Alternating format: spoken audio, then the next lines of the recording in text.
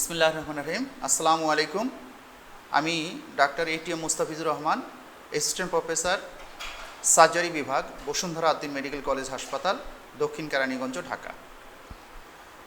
আজকে আমি আমার স্টুডেন্টদের সাথে যে টপিকসটা নিয়ে কথা বলবো সেটা আমাদের নতুন একটা চ্যাপ্টার, সেটা হলো নিউরোসার্জারি। আমরা এটা করোনার পূর্ববর্তী সময়ে এই ক্লাসটা আমাদের নেওয়া দরকার ছিল, তবে যাই হোক দীর্ঘদিন ক্লাস বন্ধ থাকার কারণে আমরা এই ক্লাসটা নিতে পারি নাই। তা আজকে আমরা এই নিউরোসার্জারি শুরু করব এবং এটা আমাদের পরীক্ষার জন্য খুবই একটা দরকারি সাবজেক্ট। তা নিউরোসার্জারি শুরু করার প্রথম যে চ্যাপ্টারটা সেটা হলো হেড ইনজুরি। আচ্ছা, হেড ইনজুরি, তাহলে আমি আমার স্টুডেন্টদেরকে একটু বলছি, তোমরা ইনজুরি সম্পর্কে অনেক ধারণা আছে তোমাদের, যে chest injury, abdominal injury. Injury means trauma to the body. তা হেড ইনজুরি বলতে আমরা বুঝবো যে, তাহলে what do you mean by head injury? তো head injury means injury to the brain, skull and intracranial blood vessels, either separately or incompletely or together, which causing neuronal damage and produces some neurological symptoms and sign.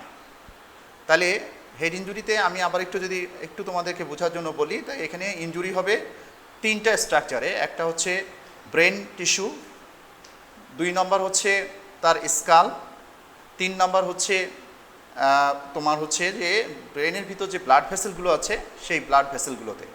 এটা মানে individually হতে পারে অথবা একের সাথে 2 বা 3টা স্ট্রাকচারও ইনভলভ করতে পারে, তাহলে সেটাকে আমরা বলবো হেড ইনজুরি। এখন আমরা সাধারণত হেড ইনজুরিকে একটু বোঝার জন্য ক্লাসিফাই করতে চাই, যে হেড ইনজুরি আমরা 2 ভাগে ভাগ করি সাধারণত।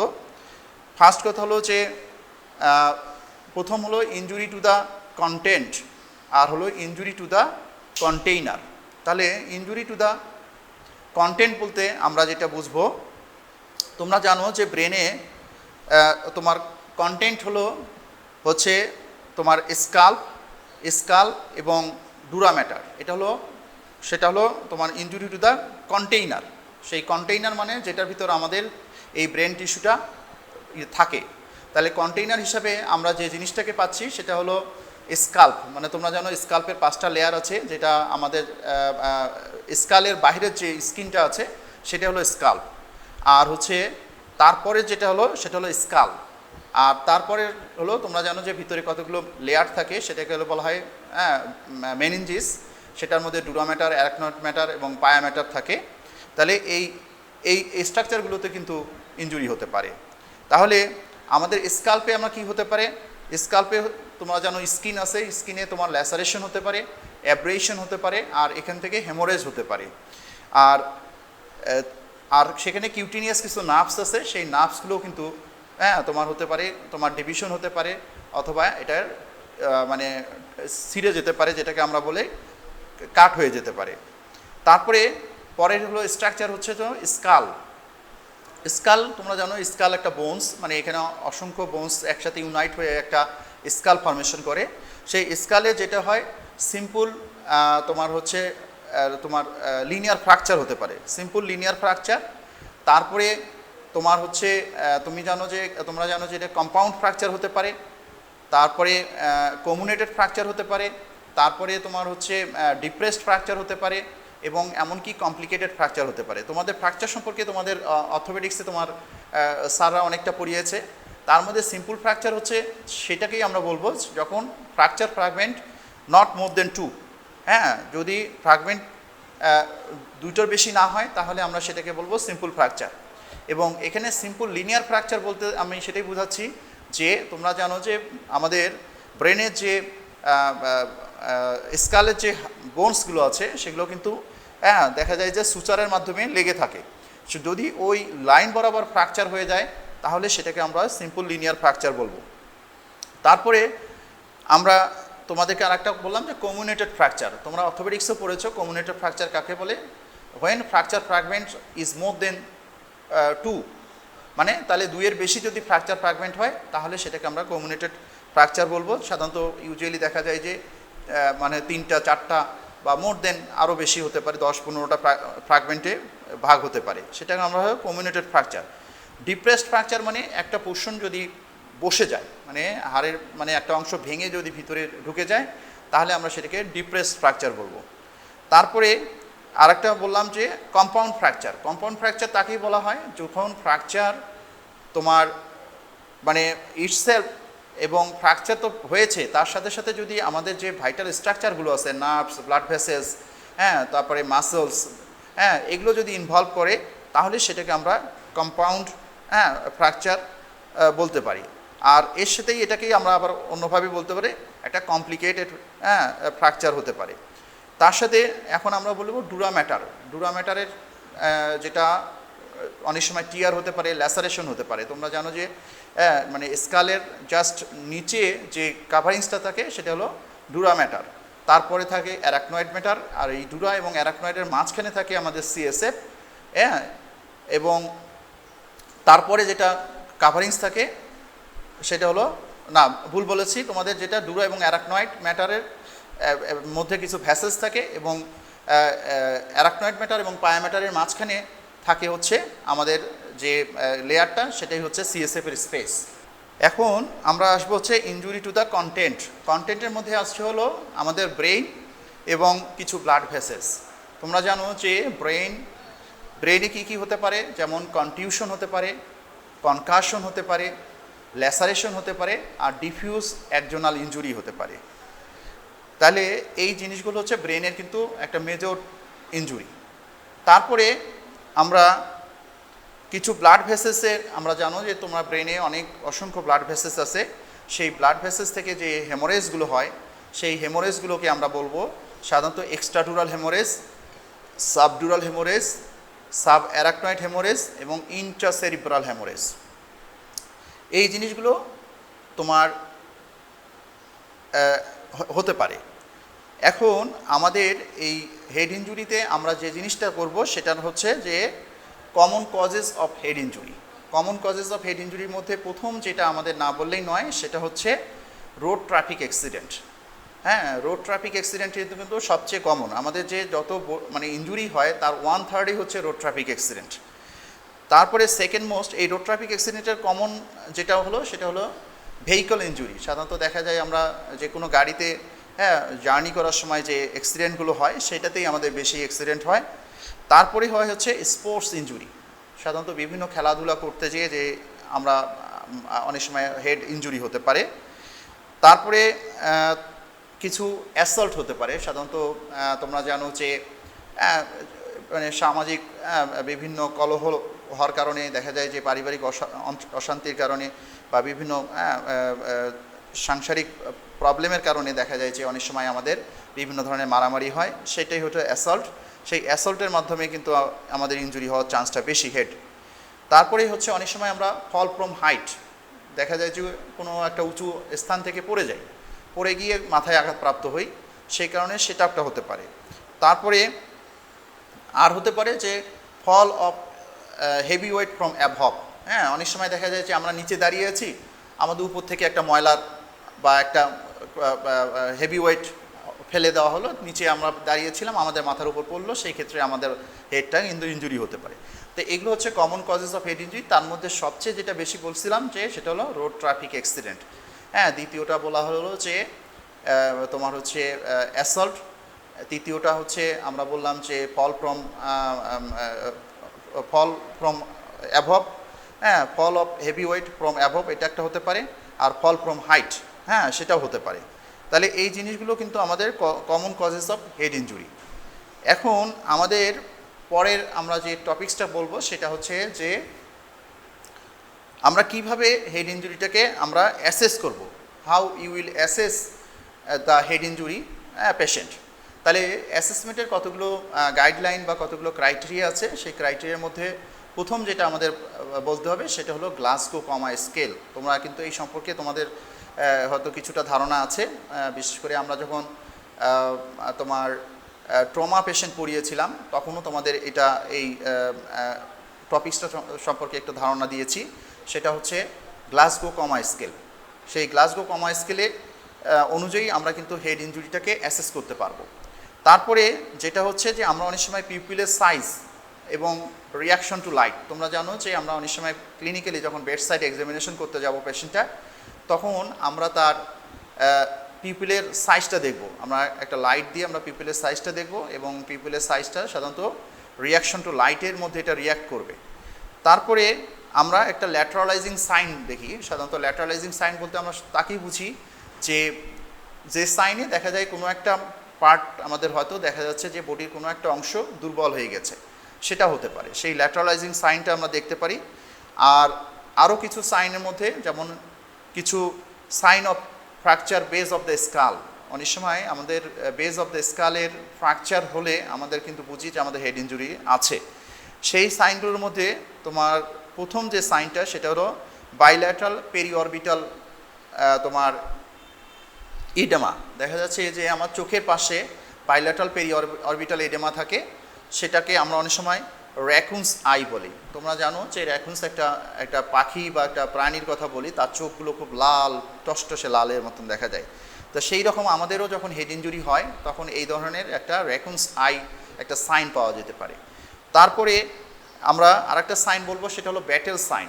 ব্যাটেল সাইনটা কী জিনিস? যে ব্যাটেল সাইনটা হচ্ছে বাইল্যাটারাল তোমার আমরা যদি বা ব্রুইজিং অফ দ্য পেরিঅরবিট মানে ম্যাস্টয়েড রিজিয়নে তোমার ব্রুইজিং পাওয়া যায়, ব্রুইজিং ওভার দ্য ম্যাস্টয়েড। হ্যাঁ, এই ম্যাস্টয়েড রিজিয়নে যদি ব্রুইজিং পাওয়া যায় তাহলে সেটাকে আমরা ব্যাটেল সাইন বলি।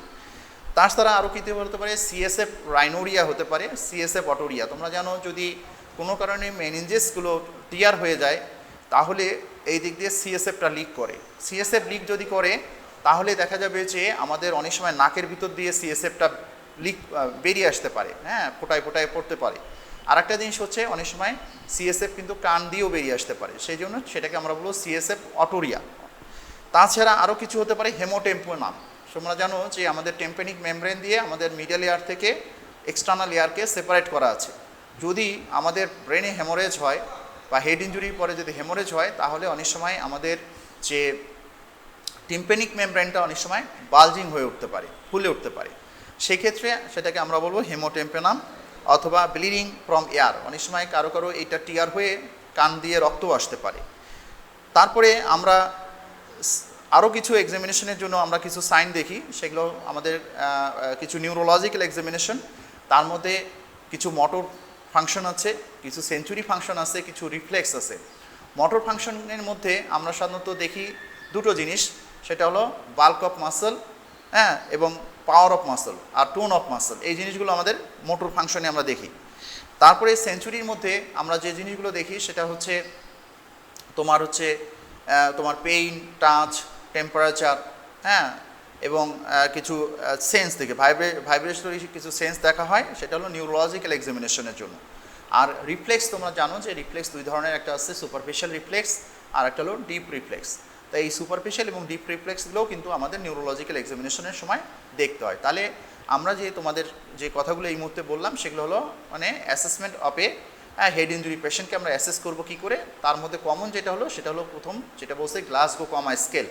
এই গ্লাসগো কমা স্কেলটা আমরা কিন্তু এই নিউরোলজিক্যাল এক্সামিনেশন বা একটা হেড ইনজুরি পেশেন্ট এক্সামিনেশনের জন্য খুবই একটা ইম্পর্টেন্ট।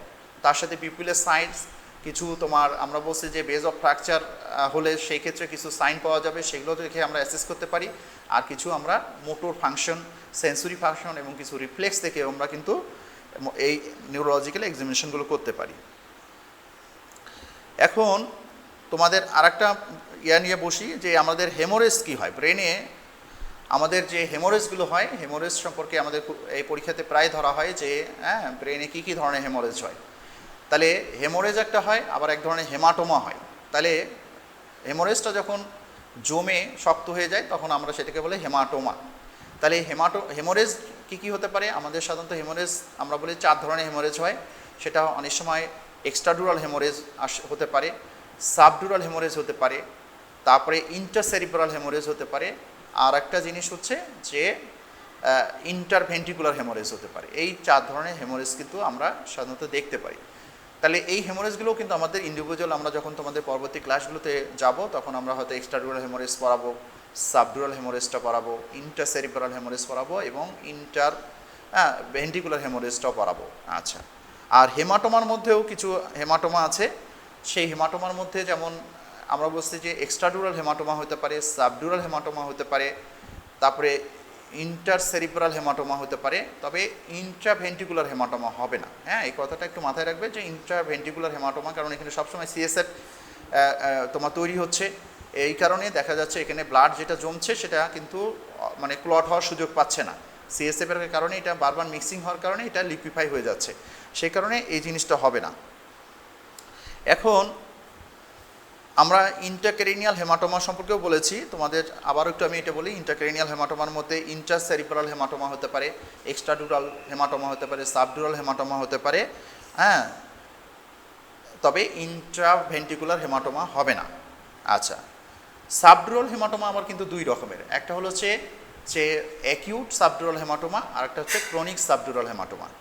তাহলে এই জিনিসগুলো আমাদের মাথায় রাখতে হবে।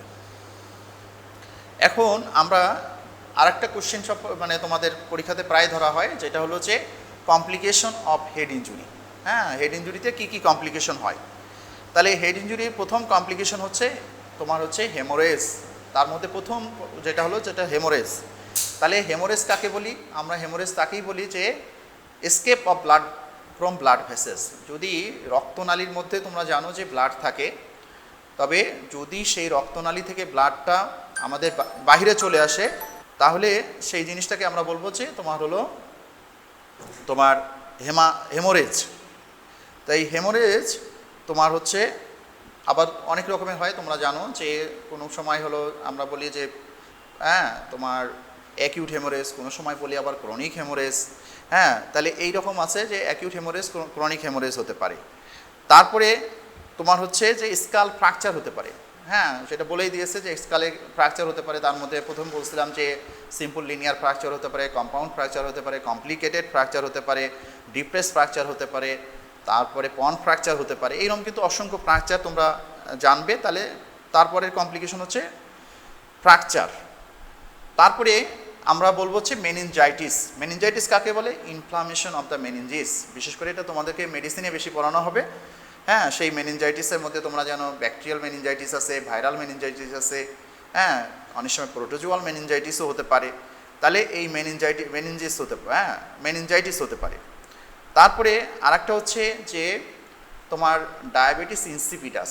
হ্যাঁ, ডায়াবেটিস ইনসিপিটাসটা কাকে বলি? যে সাধারণত তোমরা জানো যে আমাদের এডিএইচ সিক্রেশন হয়। হ্যাঁ, তোমার পোস্টেরিয়র পিটুইটারি গ্ল্যান্ড থেকে এডিএইচ সিক্রেশন হয়। সেই এডিএইচ সিক্রেশন হলে সাধারণত যদি ব্রেনে তোমার ইনজুরি হয় বা আমাদের এই পিটুইটারি গ্ল্যান্ডে যদি ইনজুরি হয়, তাহলে প্রচুর এডিএইচ সিক্রেশন হবে। সেই এডিএইচ কী করবে? আমাদের কিডনিতে এসে তোমরা জানো এখানে তার ডায়রোসিস ঘটালে পেশেন্টের কী হবে? প্রচুর তোমার এক্সেসিভ ইউরিনেশন হবে। হ্যাঁ, বেশি বেশি প্রস্রাব তৈরি হবে। সেই ক্ষেত্রে আমাদের দেখা যাবে যে এডিএসের সিক্রেশনের কারণে আমাদের পেশেন্টের মনে হবে ডায়াবেটিস ইনসিপিটাস হয়েছে। তারপরে হতে পারে হাইপার পাইরেক্সিয়া। হ্যাঁ, তোমরা জানো যে ব্রেনের একটা কজ আছে, ব্রেন কিন্তু বডি টেম্পারেচার মেনটেন করা রেগুলেশন করে। তাহলে এখানে যদি বডি টেম্পারেচার রেগুলেশন না হয় বা বেশি বেশি হয়, তাহলে দেখা যাবে হাইপার পাইরেক্সিয়া হবে। তারপরে হতে পারে কনভালশন। কনভালশন জানো যে তোমার এক ধরনের খিঁচুনি। সাধারণত আমরা এটা কিন্তু পেশেন্টের কেউ জিজ্ঞাসা করি অথবা পেশেন্টের অ্যাটেন্ডেন্টকেও জিজ্ঞাসা করি যে কোনো খিঁচুনি হয়েছে কিনা, তাহলে খিঁচুনি হতে পারে। তারপরে আমাদের দেখা যাচ্ছে যে ক্রনিক সাবডুরাল হেমাটোমা ফর্মেশন করতে পারে। হেমাটোমা যদি তৈরি হয় তাহলে পেশেন্টের কী হবে? যে তোমার রেজড ইন্ট্রাক্রেনিয়াল প্রেশারের যে সিমটমসগুলো থাকবে সেই সিমটমগুলো পাওয়া যাবে। তার মধ্যে কমন যে সিমটমগুলো, তার পেশেন্টের দেখা যাবে যে হেডেক থাকবে, তার ব্লারিং অফ দ্য ভিশন অথবা ডাবল ভিশন হবে। তারপরে তোমার হতে পারে পেশেন্টের নশিয়া, ভমিটিং, এই টেন্ডেন্সিগুলো কিন্তু মানে রেজড ইন্ট্রাক্রেনিয়াল প্রেশারে পাওয়া যাবে। তাহলে ক্রনিক সাবডুরাল হেমাটোমা। তারপরে আমাদের যে জিনিসটা হবে সেটা হচ্ছে আমরা সাধারণত হাইড্রোকেফালাস। হ্যাঁ, হাইড্রোকেফালাসটা কিন্তু আমাদের পরীক্ষাতে ভাইভাতে প্রায় ধরা হয় যে হাইড্রোকেফালাস কাকে বলে, হ্যাঁ, causes of hydrocephalus, types of hydrocephalus, management of hydrocephalus. তাহলে হাইড্রোকেফালাসটাও আমরা কিন্তু তোমাদের ডিটেলস পড়িয়ে বলবো।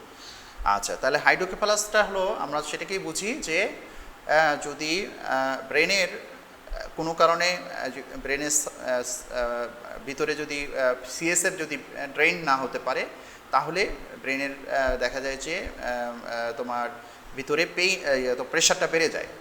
সেটাকেই আমরা কিন্তু হাইড্রোকেফালাস বলি। সাধারণত যদি চিলড্রেনদের ক্ষেত্রে হাইড্রোকেফালাস হয়, সেক্ষেত্রে ব্রেনের বা এক কথায় আমাদের হেডটার সাইজটা বড় হয়ে যায়।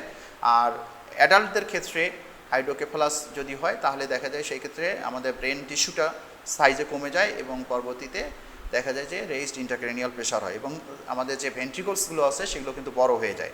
সেটাই হচ্ছে হাইড্রোকেফালাস। আর অনেক সময় পেশেন্টের আমরা কি পাই, সাধারণত কমপ্লিকেশন হিসাবে সাইকোলজিক্যাল ট্রমা আসে বা সাইকোলজিক্যাল প্রবলেম নিয়ে আসে। অনেক সময় দেখা যায় যে পেশেন্টের কিছু সাইকোলজিক্যাল প্রবলেম পাওয়া যায়। এগুলো হচ্ছে তাহলে common complication of head injury.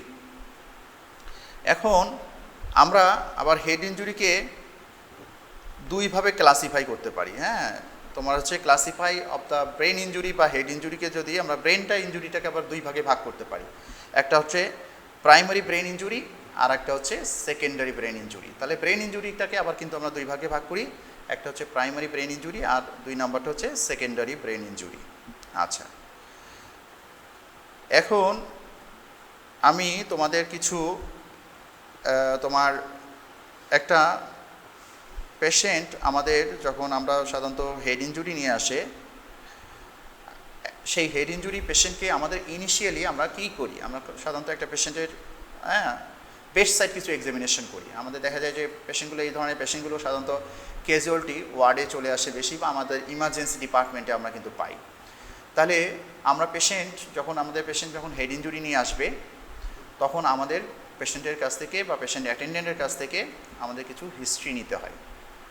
সেই হিস্ট্রির মধ্যে কমন যেটা কতগুলো হিস্ট্রি, তার মধ্যে প্রথম সেটা হলো ডিউরেশন, যে এটা কতক্ষণ আগে তার এই অ্যাক্সিডেন্টটা হলো বা তার মাথায় আঘাতপ্রাপ্ত হয়েছে কতক্ষণ আগে। তাহলে সেই জিনিসটা কিন্তু আমাদের একটু জেনে নিতে হবে যে তার ডিউরেশন। তারপরে জিজ্ঞাসা করা হয় যে পেশেন্ট কি আনকনশাস হয়ে গেছিলো কিনা, যে তার মাথায় আঘাতপ্রাপ্ত হয়ে সে কি মানে জ্ঞান হারিয়ে ফেলেছিল কিনা, সেটা আমাদের জানতে হয়। তারপরে আমরা যে পরবর্তীতে যেটা জানার চেষ্টা করি সেটা হলো যে তার কোনো খিঁচুনি হয়েছে কিনা, যেটা কনভালশন বলা হয়, কনভালশন হয়েছে কিনা। তারপরে আরেকটা জিনিস আমাদের জানা দরকার, সেটা হলো যে কোনো বমি হয়েছে কিনা, নশিয়া বা ভমিটিং। তাহলে এইটা হলো কমন কয়েকটা সিমটমস। সেগুলো হচ্ছে পেশেন্টের কাছ থেকে বা পেশেন্ট যদি কনশাস থাকে তাহলে অনেক সময় পেশেন্টের কাছ থেকে আমরা নিতে পারি। আর পেশেন্ট যদি আনকনশাস থাকে তাহলে আমাদের সেই ক্ষেত্রে আমাদের পেশেন্ট অ্যাটেন্ডেন্টের কাছ থেকে বা পেশেন্টের রিলেটিভস যারা থাকবে, যারা পেশেন্টকে নিয়ে আসবে হাসপাতালে, আমাদের তাদের কাছ থেকে এই কোশ্চেনগুলো কোয়ারি করতে হয়। আর আরেকটা জিনিস খুব ইম্পর্টেন্ট, যেটা হলো যে মানে এই ইনজুরিটা কী ধরনের ভায়োলেন্ট হয়েছিল সেটা কিন্তু আমরা যদি ওই বিশেষ করে স্পট সম্পর্কে ধারণা নিতে চাই, আমরা অনেক সময় রুগীদের জিজ্ঞাসা করি বা রুগীর অ্যাটেন্ডেন্টদেরকে জিজ্ঞাসা করি যে আপনার ওই অ্যাক্সিডেন্টে ওখানে কোনো স্পটে কোনো লোকজন মারা গেছিলো কিনা বা হতাহত হয়েছে কিনা। অনেক সময় রুগীরা বলে যে কয়েকজন ওখানেই মারা গেছে, বা রুগীর অ্যাটেন্ডেন্ট যারা নিয়ে আসছে বা যারা পেশেন্টকে হেল্প করার জন্য নিয়ে এসছে তাদের কাছ থেকেও কিন্তু এই তথ্যটা আমাদের পাওয়া যায় যে ঠিক আছে, এই ইনজুরিতে অসংখ্য লোকজন হতাহত হয়েছে, বা স্পটে কিছু লোকজন মারা গেছে, সেটা সম্পর্কে আমাদের ব্যাকগ্রাউন্ডটা সম্পর্কে ধারণা করতে হয়। এইটা হচ্ছে তার প্রথম পেশেন্ট। তারপরে পেশেন্টকে আমরা কি করি, আমরা এক্সামিনেশন করি, যেটাকে আমরা মানে সাইন হিসেবে বলে থাকবো যে এক্সামিনেশনে। তাহলে আমরা কি করি, প্রথম পেশেন্টকে আমরা প্রথম একটা কাম অ্যান্ড কুল এবং মানে সেটা একটা ওয়েল ভেন্টিলেটেড একটা রুমে আমরা পেশেন্টকে আগে এক্সপোজ করবো। আমরা ফুট মানে এক কথা হেড টু ফুট পর্যন্ত তাকে এক্সপোজ করবো এবং পেশেন্টকে এক্সামিনেশনের জন্য তার প্রাইভেসি মেনটেন করে আমরা তার এক্সামিনেশন করব। তাহলে এক্সামিনেশনে প্রথম যেটা আমাদের করতে হবে, তা পেশেন্টকে আমার তার লেভেল অফ কনসাসনেস দেখতে হবে। কনসাসনেস দিয়ে পেশেন্ট কি কনসাস আছে কি না। তাহলে লেভেল অফ কনসাসনেস দেখার জন্য তোমরা জানো যে আমরা গ্লাসগো যে কমা স্কেল আছে, সেই গ্লাসগো কমা স্কেলে তোমার কনসাসনেস লেভেল দেখার জন্য কিছু পয়েন্টস আছে। সেই পয়েন্টের মধ্যে প্রথম যেগুলো আমরা সাধারণত দেখি যে গ্লাসগো কমা স্কেলে, আমি একটু তোমাদের এইটা সম্পর্কে একটু বলি, গ্লাসগো কমা স্কেল সম্পর্কে। তাহলে গ্লাসগো কমা স্কেলে আমাদের যেটা হলো যে টোটাল কিছু স্কোর আছে। টোটাল স্কোর আমাদের কিছু একটা যেটা হলো যে আই ওপেনিং সম্পর্কে তোমরা জানো যে আই ওপেনিংয়ে গ্লাসগো কমা স্কোরে আমরা সাধারণত টোটাল পয়েন্ট হলো 4 বা 4। তারপরে বেস্ট ভার্বাল যে রেসপন্স আছে সেখানে টোটাল পয়েন্ট হচ্ছে 5, আর হচ্ছে বেস্ট মোটর রেসপন্স সেখানে টোটাল পয়েন্ট আছে হচ্ছে আমাদের 6। তাহলে এই আমাদের টোটাল যদি গ্লাসগো কমা স্কোরে টোটাল পয়েন্টস কিন্তু হচ্ছে আমাদের 15। যদি একটা পেশেন্টের টোটাল দেখা যায় যে 15-এ আছে তাহলে বোঝা যাবে তার কোনো হেড ইনজুরি নাই। তাহলে এর মধ্যে প্রথম যেটা পেশেন্টের আই ওপেনিং, হ্যাঁ আই ওপেনিং সম্পর্কে যদি দেখি যে স্পন্টিনিয়াস আই ওপেনিং আছে পেশেন্টের, তাহলে আমরা বুঝবো যে তার স্কোর আছে 4।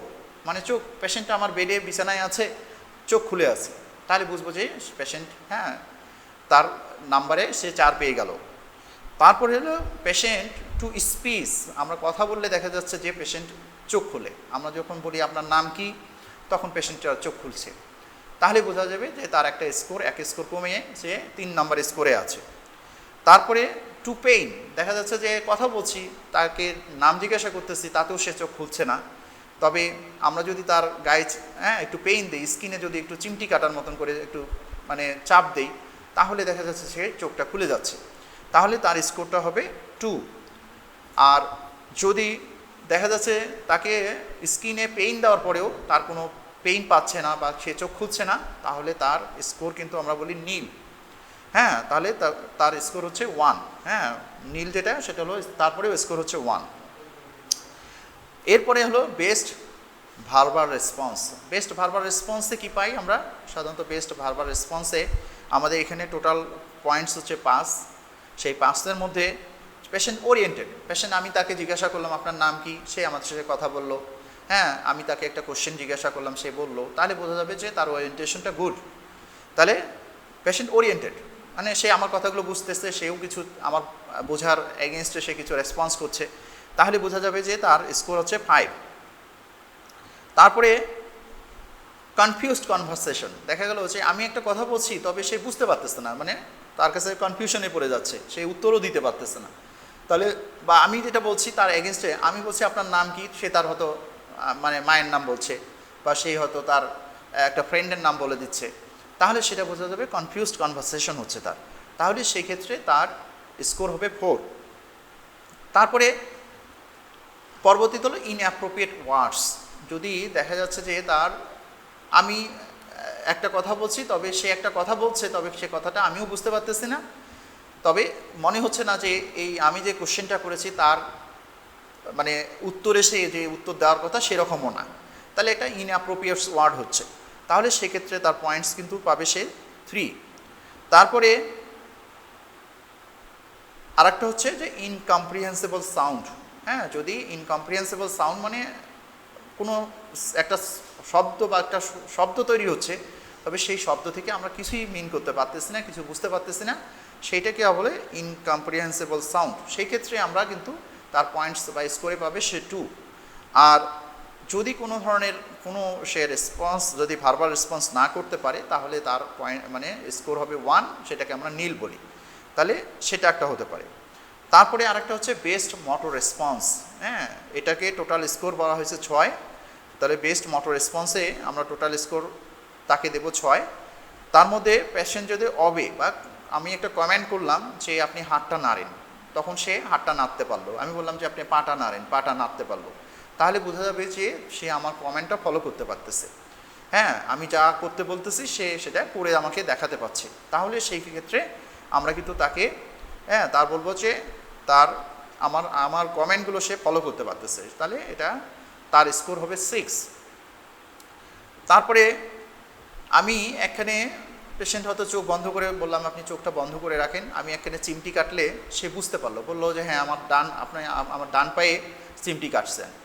সে যদি এটাকে লোকালাইজ করতে পারে, তাহলে পেইনটাকে সে লোকালাইজ করতে পারে, অথবা হ্যাঁ পেইনটাকে বলতে পারে হ্যাঁ আপনি আমার পায়ের বুড়ো আঙ্গুলে, ডান পায়ের বুড়ো আঙ্গুলে আপনি চিমটি দিচ্ছেন।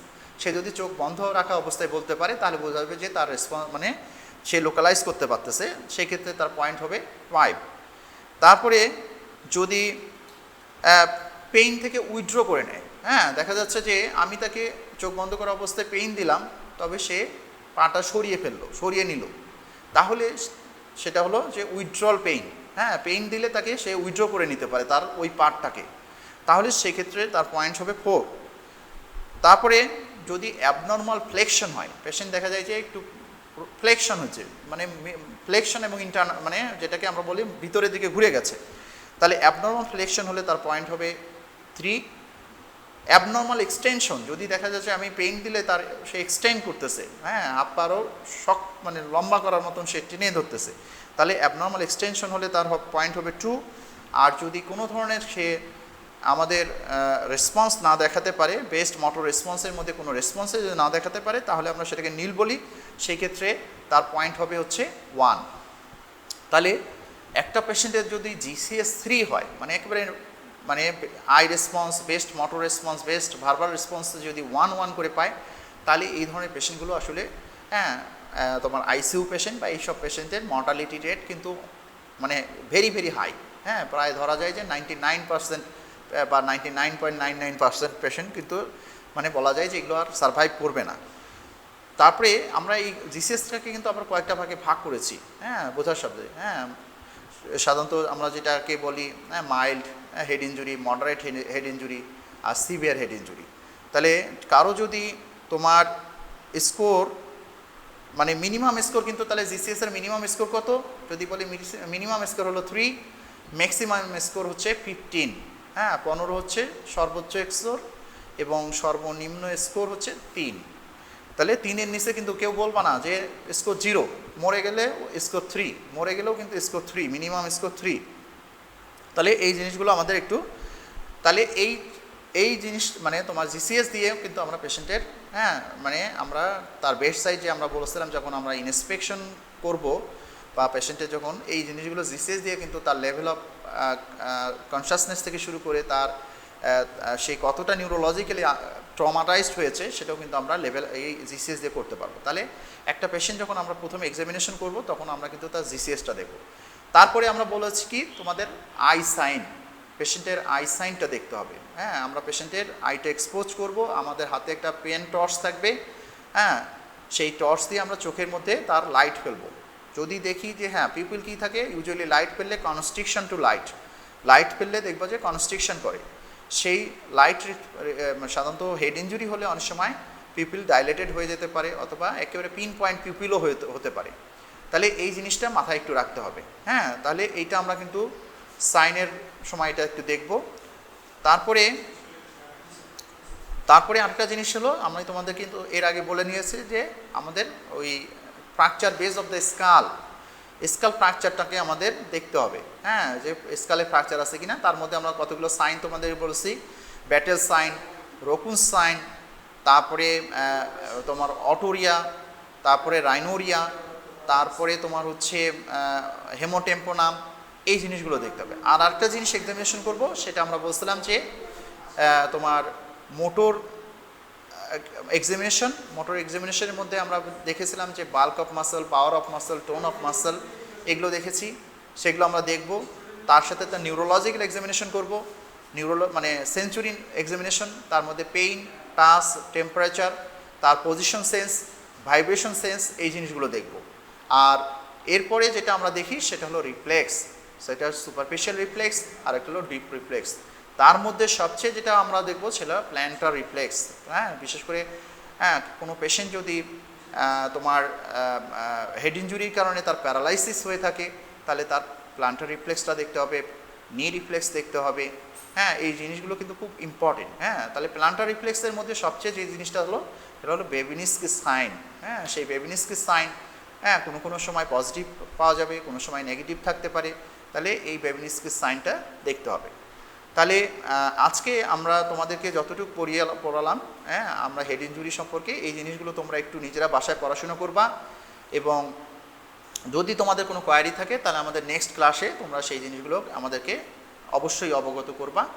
এবং আগামী দিন আমরা তোমাদেরকে হেড ইনজুরি একটা পেশেন্টের কীভাবে ম্যানেজ করা হয়, হ্যাঁ তার ম্যানেজমেন্ট এবং তার ট্রিটমেন্ট প্রোটোকল কী কী আছে, আমরা সেই জিনিসগুলো তোমাদেরকে বলবো। তাহলে ঠিক আছে, তোমরা ভালো থাকো। তাহলে আজকে আমাদের এই ক্লাস আমি এখানেই শেষ করছি। সকলকে ধন্যবাদ জানাচ্ছি এই ক্লাসে পার্টিসিপেট করার জন্য। আসসালামু আলাইকুম, খোদা হাফেজ।